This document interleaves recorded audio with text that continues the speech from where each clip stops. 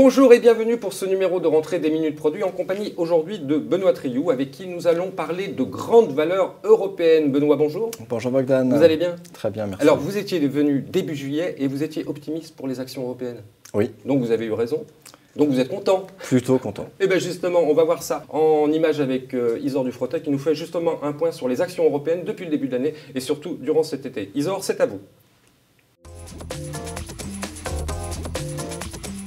Bonjour Bogdan, alors disons-le tout de suite, ça va plutôt bien pour les actions européennes depuis le début de l'année, comme en témoignent ces quelques chiffres où vous voyez que même l'Espagne et l'Italie sont dans le vert alors qu'on a entendu les pires choses sur ces pays ces derniers mois. La faute en incombe encore et toujours à ceux qui confondent macro et microéconomie, un amalgame qu'heureusement beaucoup d'investisseurs ne font pas, d'autant que l'embellie profite aussi bien aux grandes valeurs qu'aux moyennes et petites, et c'est important de le souligner. Alors effectivement, la situation s'est un peu dégradée ces derniers jours, mais sans pour autant inquiéter sérieusement les acteurs du marché, car le repli s'est fait dans de petits volumes. Bref, pour l'instant, les chiffres semblent donner raison à tous ceux qui croient aux actions, et parmi lesquels figure en bonne place Generali Investments Europe, qui préconise avec beaucoup de conviction cette classe d'actifs depuis 2 ans. Reste à savoir si l'engouement pour les actions peut perdurer avec une Europe toujours en récession et une banque centrale américaine qui multiplie les signaux de mise en garde sur la poursuite de sa politique actuelle. Mais j'imagine, Bogdan, que cela fera partie des questions que vous allez poser à votre invité. Merci Isor. Alors Benoît, si on écoute Isor, justement, ça s'est bien passé pour vous? On a eu un bel été sur les bourses mondiales. Ouais. Les banques centrales se sont employées à rassurer les marchés. Et par ailleurs, les signaux macroéconomiques sont plutôt encourageants, avec notamment une sortie de récession de la zone euro. Ça peut continuer comme ça ou pas? C'est vrai que la perspective d'ici la fin de l'année de l'arrêt des achats de la Banque centrale américaine dans le marché… Ça, elle l'a dit, elle le fera. Hein. Elle le fera. Ça pourrait faire monter la tension d'un cran. Donc clairement, Wall Street est un petit peu à l'arrêt. Par ailleurs, sur les marchés émergents, on est clairement rentré dans une zone de turbulence. Ah, très clairement, oui.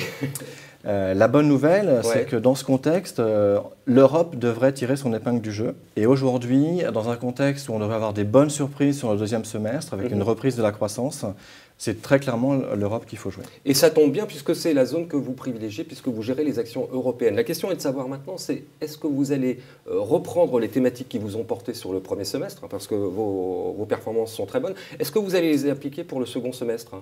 Est-ce que vous repartez avec les mêmes en fait? Alors il y a une thématique qu'on garde très clairement, c'est l'exposition aux valeurs financières. Malgré un très fort rebond depuis 1 an, je pense que c'est un secteur qui reste encore attractif. Donc les banques, les assurances, ça vous gardez? On garde. Autre chose? Avant l'été, on a exposé nos fonds à des thématiques de reprise cyclique, notamment en Espagne et en Italie. Ça, on conserve. Donc les cycliques aussi? Les cycliques aussi, et ça englobe notamment le secteur automobile, qui est très corrélé à la reprise du PIB. Et enfin, il y a pas mal de valeurs qui sont encore à la casse dans le secteur des mines ou de l'acier. Et elles devraient continuer à rebondir également. Donc pour vous, il y a encore du potentiel sur le marché européen? Encore beaucoup de potentiel. En retard pour vous par rapport à… En retard, notamment par rapport aux autres marchés mondiaux.